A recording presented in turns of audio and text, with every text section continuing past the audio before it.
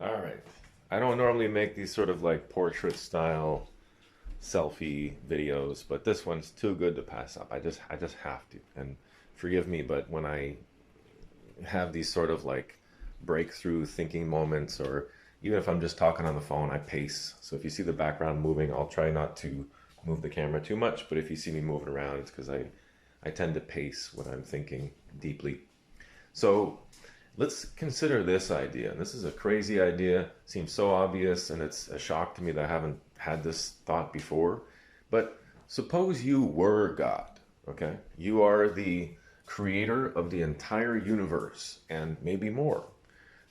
You are all knowing, all powerful. You are omnipresent, um, um, directional, for lack of better words. You're everywhere. You're everything. You're me. You're my innards. You're the world. You're space. You're piss and shit. You're everything, right? Um, I don't want to go off on a tangent here and introduce the idea of the Tao, but just to kind of set the stage for that at the basic level, my view, this is my personal view, is that the Tao exists in harmony with God. And it's not so much that they're one and the same thing, it's that the Tao, like God, even though He is everything, He, she, whatever, it is everything and knows everything and exists everywhere in the universe and this idea of God needs somewhere to exist. Okay? So I guess we will touch on this a little bit because it's a good addition to the idea. The Tao, if you look up, for anybody who's not familiar, the Tao in Taoist traditions is essentially the way of nature, right? So the Tao is almost like, I call it the cradle of God. It's almost like the Tao is the bassinet for the baby or the child that is God. Because God, most definitely, that's another aspect, a characteristic of God. God is most definitely childlike in his approach, in his existence, in his mind, in his being. And again, I'm using these, don't get hung up on the pronouns now, okay? God is not male or female or anything. God is a force in which has no gender. So let's not get caught up in these pronouns. That's just the one that I tend to use, means nothing, okay? But God is most definitely a child because in all aspects of God, you see this childlike wonder, this experimentation, this desire to just be and not think about being and not have abstract concepts outside the existence, but simply to exist and to forge a path effortlessly and without judgment, without even any motivation, any desire, any motive. You have no preconceived notions. You're just a child in a sandbox experiencing itself, experiencing existence. So now that we've kind of got a basic idea of what God is, and God might be something that we'll never fully understand, those that profess to know and understand the Tao don't understand the Tao simply by that admission, simply by stating what they state about this false notion proves that they don't understand it. So you can never fully understand it. There's a mystery to God and to the Tao. I'm only going to refer to God moving forward in this conversation now, but you can apply the same things to the Tao to God and vice versa. Because something that's unknowable cannot make itself known. Something that has aspects that are undiscoverable cannot be discovered. It's just obvious. So now that we have a basic understanding of God, not trying to force any kind of judgment or really any unnecessary understanding, we have a vague notion, let's say, of what God is, which is fairly accurate, I would say. Now, suppose you were this force, this omnipotent, all powerful force, the creator of the universe, the source energy itself. Suppose that was you, okay? Which is a thought experiment in and of itself to see if you can actually do this. But imagine, and even as a child, okay, that you have everything, all of time and space in your hands, and you may or may not have full control on your creation. Now, let's say you do have some control to an extent over your creation. Would you, right? Do you get where I'm going with this? Would you intentionally sabotage your creation and put your creation in situations to doubt the creator's existence, to doubt you being a part of that creation and that creator, to doubt the validity of the human experience and the balance of all things in the world and in the universe? Would you really put that seed, that infection of doubt, would you really do that to your creation? If you truly did love your creation, you wouldn't. Of course you wouldn't. Now let's go back to the idea of God being a child now. So I have a memory that's always going to haunt me until I die. For my whole life, I'll be thinking about this instance when I couldn't have been older than 3, maybe 3.5, 4 years old max. Okay, I had no understanding of how life worked. I was a child, innocent child, but I found myself in a situation of having to understand the limitations of life and of life forms. So my neighbor, which I used to go play with, this little girl, she must have been younger than me, so maybe she was 2 or 3 years old. And we'd often be playing. This is, I think, the direct neighbor or 2 houses over. And it was a quiet little neighborhood, and all the kids would play together. So I'd often go to her house. I remember this. I have a very clear long-term memory of when I was a child for some reason. My short-term memory sucks, but my long-term memory is like super sharp. So I remember being 3 years old, 4 years old, and going to play at this little girl's house. And one day, she had rabbits, right? And one day we were playing with the rabbits in the driveway. Might have been in the backyard because there was a picnic table there. And we were both sitting on the picnic table playing with the rabbit. And I'm not sure how it came up or why we decided to do this, but we decided that we were going to throw the rabbit up in the air as high as we could and just see what happens. Maybe we wanted the rabbit to fly. I don't know. It's crazy. I'm 44 years old now, and it still tears me up inside when I think about this, And maybe this needed to happen for me to have such a sensitivity to all animals, which I do. Strong, strong affinity with animals. So maybe this needed to happen. I don't know. Like, it's almost bringing me to tears just thinking about it. But this poor rabbit, okay, I don't want to get into the gruesome details, but you can imagine what happened. Landing with a huge impact, being thrown up 10, 15 feet in the air, landing with a huge impact. Every time it would land, this happened 3 or 4 times in a row, okay? And every time it would happen, the rabbit would break a leg or it would get injured and it would be limping around, hopping around in a weird way. And for us, this was hilarious, right? Because we didn't understand that this life form was alive like us and that it had feelings and it hurt. It felt pain, and we were inflicting that pain. Like, as 3 and 4-year-old children, we have no concept of this, right? But it was a process of discovery. Now, we won't get into why kids forget this concept in the first place, but maybe you'll see where I'm going with this, is that later on, right, my mom, and I think it was her dad that came out and found us throwing this poor rabbit up in the air, and it was suffering really bad. And the dad came out and he was livid, of course, right? Naturally, you want to teach your kids, like, what you're doing is wrong. Do not do this. And I can only hope that he put the rabbit out of its misery, shortly after that. I remember that they did bury the rabbit in their driveway.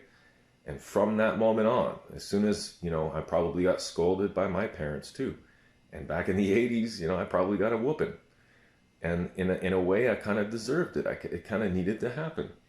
But from that moment onward, when I realized that this was wrong, I never did it again, right? So maybe this poor little rabbit, his life, in a way, it seems so silly to say it like this, but you get what I'm saying. You know, this poor rabbit's purpose, in a way, was to teach us that this was wrong. And I hope that this little girl had this idea burned into her head as well, because it impacted the rest of my life, and maybe hers too. So it's kind of a silver lining kind of thing. But in the context of God, right? If God was a child, and an innocent child at that, a 3-year-old human child, let's say, they may not have a concept of pain and suffering, and their actions inflicting pain and suffering in living creatures. There may be no concept of that. We don't know. So there's two sides to this now. If God is super intelligent and all-knowing and all-powerful and permitting these things to happen, right? I have a video on my YouTube channel where I talk about, it's a Philosophy Corner video where we talk about why does God allow bad things to happen? And this is that concept of, if God was truly omnipotent, why would he allow suffering to even happen in the first place? What it is on that side, it's our perception, like with a lot of things. It's how we perceive the pain and the suffering, which may differ than God's ultimate consciousness, all-knowing. You know, time doesn't matter anymore, whereas our consciousness is very limited. It's almost locked, in a way, in place in this human body. So God doesn't have that not failing, but you get what I'm saying. God doesn't have that limitation like humans do. So there's that. Now, on the other side of things, there's the innocent child. But why I'm leaning more towards the other one, and I guess that would open up a whole other can of beans. But suppose God was the innocent child. Where is the parent in all this to teach God, this is not right what you're doing? Stop. You know, where's the mom or the dad to smack the fingers and say, don't do that. That's bad, you know? It would require a bigger, almost higher on the hierarchy scale God to be the disciplinarian to the innocent God. So now we get into like multiverses and omniverses and superior, in a way, deities to our God, which makes no sense. The whole idea kind of goes off the rail at that point. So again, like I said, I lean more towards this side of the omnipresent, omnipotent, like all-powerful God, right? That knows everything, and maybe knows so much that knows clearly better than us meek little humans, right? That are only a spark of that source creation, that source energy. We're only a spark of it. So yeah, I kind of wanted to tie that up in a nice little package by the end of this video, but I see that's not going to happen, and that's okay.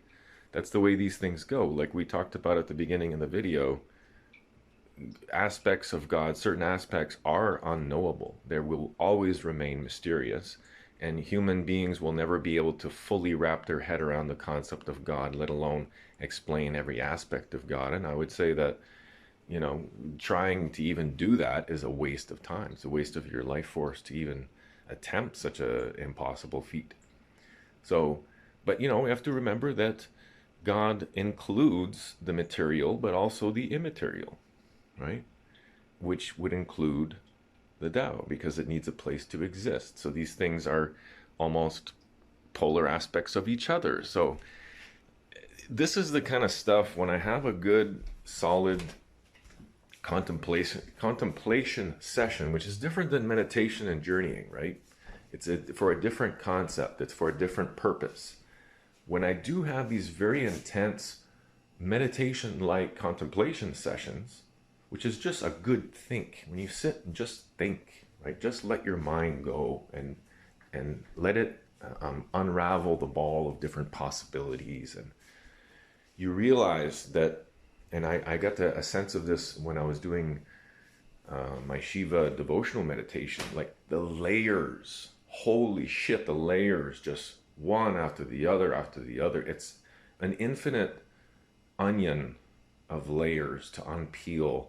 And every time you unpeel one, there's like 10 other ones below it that each have their own subset of layers. And it's like it's a process, an unending process that you have to get to a point of accepting that you're never going to get to the end of it.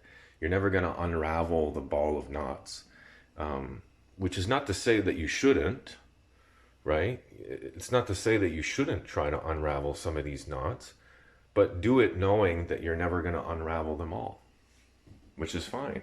You're never going to know everything, right? You're never going to wrap your head and put this nice little bow on your video. And it's okay. It's okay. I don't know what the hell this video is, but there's something there. There's something there. I think I might put it online and just see if I can get a reaction from the community about this topic. And it's my hope that maybe by putting it out there that other people will help me to decipher this puzzle a little bit more and to add ever more complex layers of understanding to this thing. Because the main point is that I want to believe that God loves me, that God loves mankind. I really, really, really want to believe that. And I think I'm like, in my heart, when I stop and I stop using my head and I just listen to the heart, I'm pretty much most of the way there. Like, I wouldn't want to put a number on it, but like I'm over 99% there already. But there's just this little, and maybe that's the idea, right? It's just like the understanding. We're never going to fully understand. Maybe I'm never going to be fully confident with the idea that God loves us. I'm pretty sure, I'm extremely sure he does, but not 100%. And maybe it's a good thing to leave that room for a little bit of doubt. And not even doubt, but another possibility. And it's not even to say that this leaves room for God hates us. No, it's that God may something else us, if you know what I mean. God, it may not be a love thing. Maybe it's something else that's beyond our realm of understanding in the first place. And we're never going to be able to wrap our head around such a concept. But for God, it makes perfect sense. We don't know. I mean, when I think back at my Christian teachings, you can't even question these things because God knows everything. So who are you to question God's plan, right? There's that aspect of faith, which, again, is not something, just like the love for humanity, the faith thing is never going to be something that I can fully commit to and say with certainty 100% that that's the case. I don't think I'll ever be able to get there, but I'm pretty damn close, and that's good enough for me to move forward and make decisions based on that, because statistically it's extremely likely to be correct. Correct being a very loose term, but I think it's okay, and it's a good thing to leave that margin of error, that level of uncertainty. And you see that with science as well. There has to be a percentage of the findings that are left to uncertainty, because we would be extremely egotistical and arrogant to say we know the answer with utmost certainty and there's no level of error here. There's no margin of error. Yeah, right. Yeah, right. I can't think of a single thing, a single human discovery that doesn't have at least a little bit of a shadow of doubt, because again, it's impossible to know everything. So why would we claim to, or why would we pretend to in the first place? Anyway, I have said enough. I think I got my point across. I would love, love, love to hear some opinions about this, some people who are not me sharing their experiences and their views and their feelings on this. Please do share those in the comments wherever I do post this video eventually. And yeah, I look forward to reading those and going from there. Peace and love, my brothers and sisters. Take care.